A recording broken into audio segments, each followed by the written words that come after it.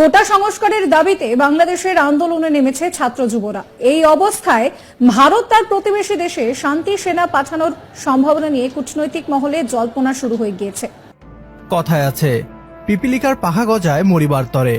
ভারতেরও পাখা গজিয়েছে মরিবার তরে। বাংলাদেশে চলমান ছাত্র আন্দোলনকে থামাতে এবার নিজেদের সেনাবাহিনীকে পাঠাতে চায় ভারত। হ্যাঁ, আপনি ঠিকই শুনেছেন। বাংলাদেশের ছাত্র আন্দোলনকে রুখতে ভারত তাদের সেনাবাহিনীকে পাঠানোর পরিকল্পনা করেছে। শান্তিবাহিনীর নামে ভারত বাংলাদেশকে নিজেদের নিয়ন্ত্রণে নেয়ার পায়তারা করছে। এই দাবিটি আমাদের নয়, বরং পশ্চিমবাংলার মিডিয়া এমনটাই বলছে। বাংলাদেশের ছাত্রদের জঙ্গিদের সাথে তুলনা করে সেনাবাহিনী পাঠানোর পরিকল্পনা করছে ভারত।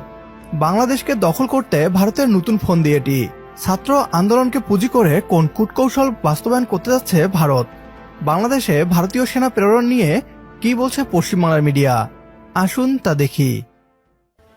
অগ্নিগর্ভ পরিস্থিতি ক্রমেই জটিল থেকে জটিলতর হচ্ছে বাংলাদেশে। কোটা বিতর্কে উত্তাল পড়শি দেশ। কোটা সংস্কারের দাবিতে বাংলাদেশের আন্দোলনে নেমেছে ছাত্র যুবরা। সেই আন্দোলন নিয়ন্ত্রণে আনতে সক্রিয় পুলিশ প্রশাসন, বাড়ছে মৃতের সংখ্যা। দেশ জুড়ে জারি হয়েছে কারফিউ। এই অবস্থায় ভারত তার প্রতিবেশী দেশে শান্তি সেনা পাঠানোর সম্ভাবনা নিয়ে কূটনৈতিক মহলে জল্পনা শুরু হয়ে গিয়েছে। 1971-এর মুক্তিযুদ্ধে বাংলাদেশের মুজিব সরকার যদি ভারতের সহযোগিতা না নিত, তাহলে হয়তো তৎকালীন পশ্চিম পাকিস্তানের বিরুদ্ধে কোনো মতেই স্বাধীনতা পেত না বাংলাদেশ। সেই সময়ও কিন্তু ভারত থেকে বহু সেনা বাংলাদেশে পাঠিয়েছিলেন ইন্দিরা গান্ধী। 1987 সালে শ্রীলঙ্কার সঙ্গে ভারত সরকারের মধ্যে একটি শান্তি চুক্তি স্বাক্ষরিত হয়েছিল। এলটিটিইর হাত ধরে সেখান থেকে অস্ত্র সরাতেই এই পদক্ষেপ করা হয়েছিল। তৎকালীন প্রধানমন্ত্রী রাজীব গান্ধী সেই পথেই হেঁটেছিলেন।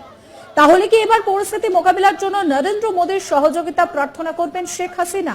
সেই প্রশ্নই জোরালো হচ্ছে। ভারতের বিদেশ মন্ত্রক বাংলাদেশের পরিস্থিতির দিকে নিবিড়ভাবে নজর রেখে চলেছে। তবে প্রতিবেশী দেশটির সংকট ও তার বহুমুখী তাৎপর্য নয়াদিল্লির কাছে যথেষ্ট উদ্বেগের। বাংলাদেশের বর্তমান পরিস্থিতি নিয়ে নয়াদিল্লি খুব বুঝে পা ফেলছে। এখনো পর্যন্ত ভারত এটিকে তাদের অভ্যন্তরীণ বিষয় হিসেবেই দেখছে। সূত্রের খবর, হস্তক্ষেপের সমস্ত দিক খতিয়ে দেখতে দফায় দফায় আলোচনা চলছে। একই সঙ্গে পরিস্থিতি মোকাবিলায় ভারতীয় ও বাংলাদেশি নেতৃত্বের মধ্যে আলোচনা চলছে। পশ্চিমবাংলার মিডিয়া বাংলাদেশের ছাত্র আন্দোলনকে 1971 সালের পাক হানাদার বাহিনীর সাথে তুলনা করছে। শ্রীলঙ্কার তামিল জঙ্গি বাহিনীর সাথেও তুলনা করে বাংলাদেশের শান্তি বাহিনীর নামে ভারতের সেনা নামানোর পায়তারা করছে। কোটা সংস্কার আন্দোলনে মাঠে নামলেও ভারতীয় গদি মিডিয়া এটিকে ভারত বিরোধী আন্দোলনের রূপ দিতে বাধ্য করাচ্ছে। ভারতের মণিপুরে গত 1 বছর যাবৎ গৃহযুদ্ধ চলছে। মণিপুরের শান্তি বাহিনী না নামিয়ে বাংলাদেশের ছাত্র আন্দোলন ঠেকাতে ভারতীয় সেনাবাহিনী নামানোর কুপরিকল্পনা করছে ভারত।